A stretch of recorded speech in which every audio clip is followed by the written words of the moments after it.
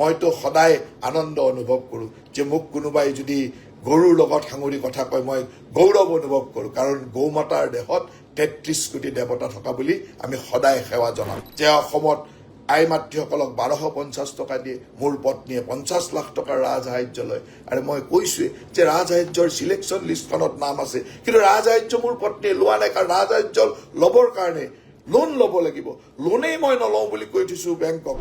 আৰু সৰুতে স্কুলত আটাইতকৈ মৰম কৰা শিক্ষকসকলে আমাক মাতিছিল ঐ গৰু ক'ৰ পৰা আহিছ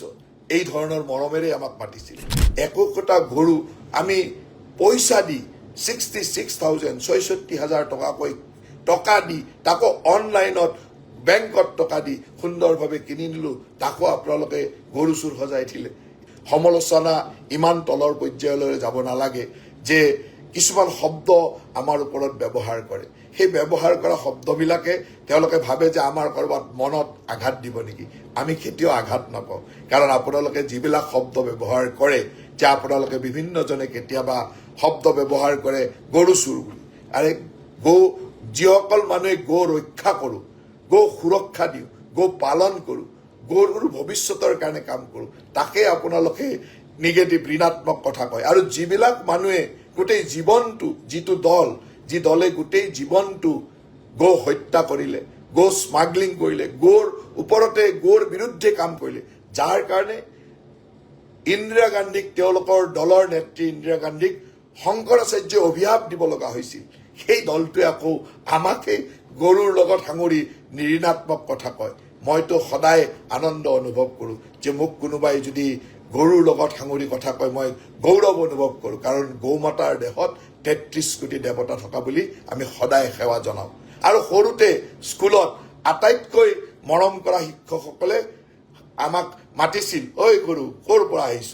এই ধৰণৰ মৰমেৰে আমাক মাতিছিল সেই ধৰণে আমি গৰু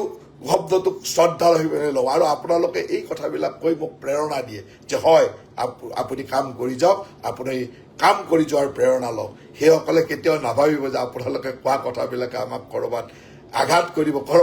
ক'ৰবাত কাম কৰাত ক্ষতি কৰিব আমি আৰু উদ্যমেৰে কাম কৰিম আমি মানুহক দেখুৱাব খোজোঁ যে আমি কিমান শক্তিশালী ৰূপত কাম কৰিব পাৰোঁ সমালোচনাৰো সীমা থাকে মাজতে কেইটামান মানুহে এনেকুৱা পৰ্যায়লৈ সমালোচনা কৰিলে যে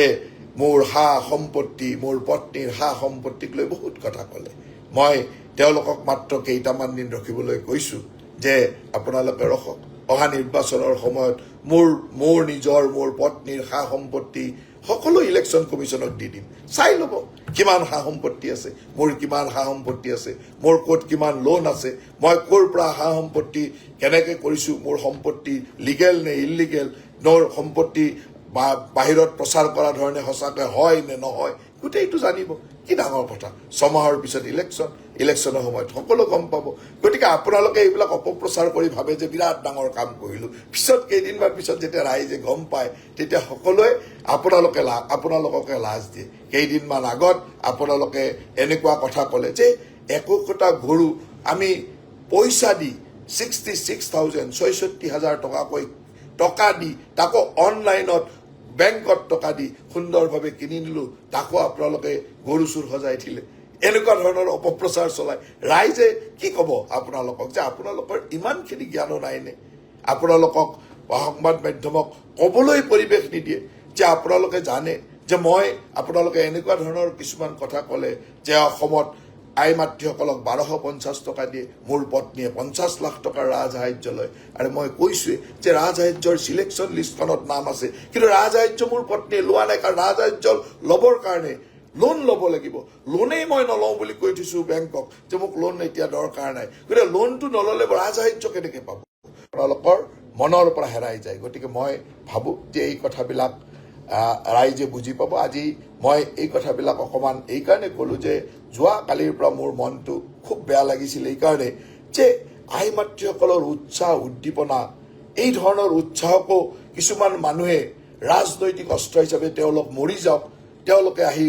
আঘাত হওক তেওঁলোকে আহি হস্পিটেলত এডমিট হওক তেওঁলোকৰ পৰিয়ালবিলাকে কষ্ট পাওক এই ধৰণে এটা কুৎসিত মনেৰে যে ভাবিছে সেই কথাবিলাকে বেয়া লাগে যে আই মাতৃসকল আহিছে সুস্থ শৰীৰে থাকক তাৰ কাৰণে আশা কৰিব লাগে তেওঁলোকে মৰি যোৱাটো কোনোবা আই মাতৃয়ে তাত সন্তান গৰ্ভস্থ কৰিব, সন্তান প্ৰসৱ কৰিব, সেই ধৰণৰ কথা কোৱাটো বা কোনোবা ল'ৰা